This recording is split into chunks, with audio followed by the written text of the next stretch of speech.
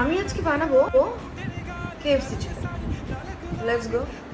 মাংসটাকে ভালো করে ধুয়ে আমি আদা রসুনের রস দেবো, লঙ্কার গুঁড়ো, নুন দিয়ে ভালো করে মেখে আধ ঘন্টা মতো করে রেখে দেবো।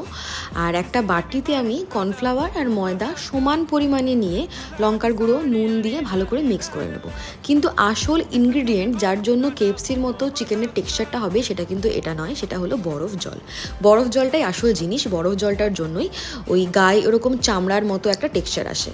তো ফার্স্টে আমি শুকনো ব্যাটারটাকে নিয়ে একদম জলের মধ্যে চুবিয়ে দেবো। আমি আরও একবার কোট করে নেব। আর আমি তেল আগের থেকেই গরম করতে দিয়ে দিয়েছিলাম, তো সুন্দর করে ফ্রাই করে এবার আমি তুলে নেব জিনিসটাকে। কোনো রকম কিন্তু কোনো কর্নফ্লেক্স বা কোনো ওটস এখানে লাগেনি। ওই ঠান্ডা জলটাই হলো মেন জিনিস যার জন্য ওই টেক্সচারটা আসে। আর যতটা বেশি জল ঠান্ডা হবে, যতটা বরফ থাকবে, ততটাই সুন্দর টেক্সচারটা আসবে। তো আমার রেসিপিগুলো ভালো লাগলে, গল্পগুলো ভালো লাগলে অবশ্যই চ্যানেলটা সাবস্ক্রাইব করে দেবে। আর রেসিপিটা একবার বাড়িতে অবশ্যই ট্রাই করবে, দারুণ।